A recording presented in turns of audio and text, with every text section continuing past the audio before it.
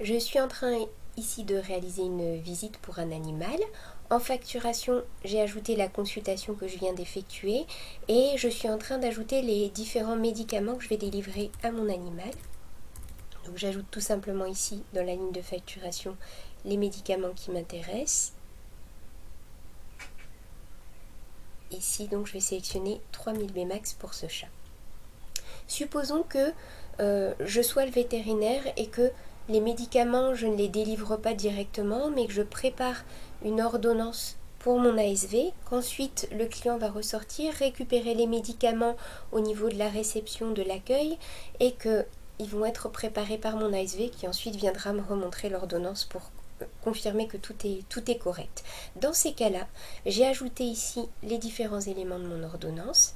Je vais venir cliquer sur les différentes lignes du médicament pour m'assurer que la posologie que j'avais inscrite par défaut dans le catalogue correspond bien à ce que je vais donner à cet animal. Donc ici, on va lui faire avaler un comprimé matin et soir pendant 7 jours. Donc ici, je peux remodifier éventuellement le texte pour le réajuster à mes besoins.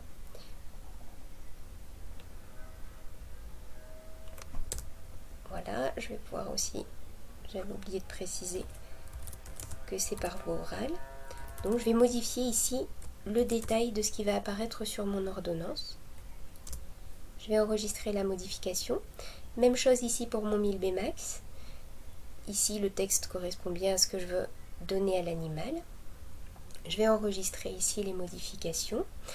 Et je ne vais pas pouvoir immédiatement remplir ici les petits codes barres qui me demandent de préciser un numéro de lot, une date d'expiration pour le produit, puisque je n'ai pas moi-même entre les mains ce produit. Donc ce que je vais faire, c'est que une fois que j'ai bien contrôlé les posologies que je voulais ajouter sur l'ordonnance, je vais demander à la personne de se rendre à l'accueil et c'est mon ASV qui va délivrer les médicaments.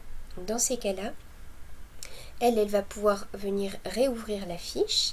Elle va rouvrir la facturation exactement comme je l'ai fait moi et elle va venir, une fois qu'elle a donné le médicament correspondant à la personne, elle va venir ici cliquer sur le petit code barre et préciser quel numéro de lot et quelle date d'expiration correspondent au produit qu'elle va donner au client.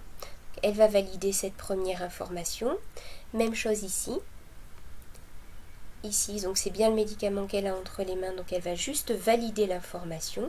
L'avantage de ça, c'est qu'elle va ensuite pouvoir donc ouvrir l'ordonnance.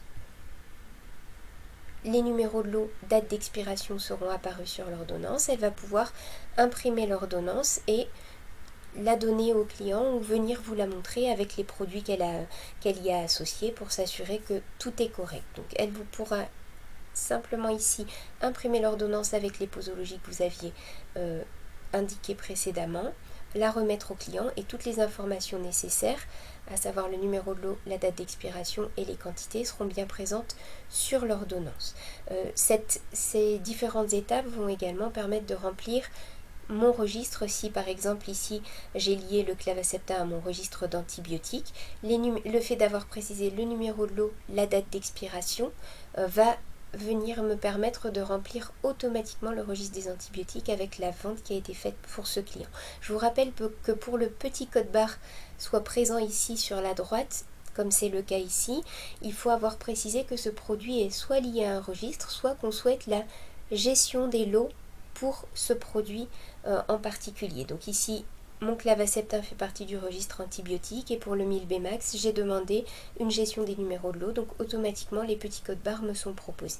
Si on voulait aller regarder ici au niveau de l'historique des registres, les informations qui ont été enregistrées, effectivement, si je viens voir mon registre antibiotique, le fait d'avoir bien précisé et validé ces numéros de lot, date d'expiration, va bien ici m'ajouter les 12 comprimés qui ont été vendus avec leur numéro de lot, la date d'expiration et la personne à qui ça a été remis.